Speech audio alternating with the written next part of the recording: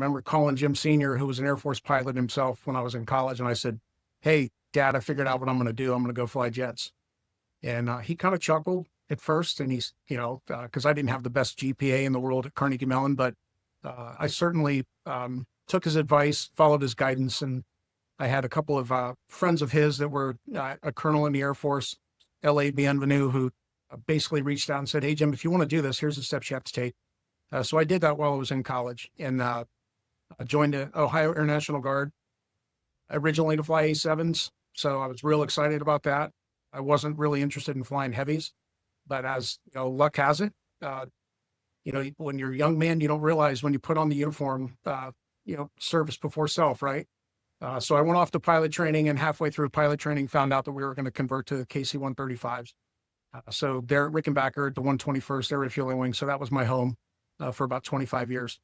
So I came back flying part-time in the Air National Guard, flying tankers. And, like most young aviators, I was really focused on not just being good at my job, but I wanted to try to secure a job in the airline business. That's what I thought I wanted to do.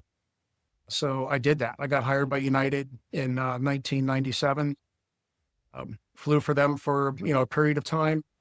But all the while I was doing that, Jim Camp Sr., who actually resigned from FedEx in his early 50s, which is unheard of, became a negotiation expert and started working on his book. So I worked with him for, the late 90s is when I really started while I was trying to get my airline job. And once I started flying for the airline, we were kind of firing on all cylinders with the business. I was coaching negotiation with him, selling his training and coaching, flying for United, and then also flying quite a bit in the Guard. In fact, I was so busy that I decided I was going to let one of those three things go. And believe it or not, I communicated to my leadership at Rickenbacker that I was going to take the uniform off. So my plan was to get out of the military 1 October, so a month after 9/11. And then obviously 9/11 happened, really tragic day, but it was a turning point for me. Didn't really realize it at the time, but I remember when I landed after that sortie over the Pentagon on 9/11, I walked into my commander's office and I said, "Hey, I know we're going to deploy now, and I better be the first guy on your list." And he saw my intensity, because I'm typically an intense guy. And he said, "Okay, be careful what you wish for." So deployment after deployment, we got really busy.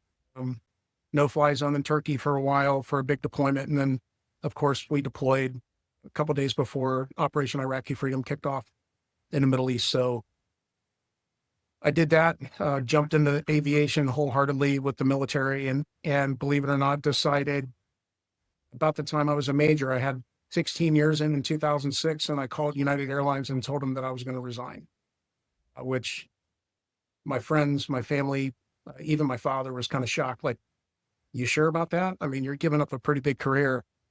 And I said, "No, I'd rather coach negotiation and be a leader in the military," because I was a major at the time. And I said, "Hey, I only got 4 years left, right? So I'll have my 20 in 2010.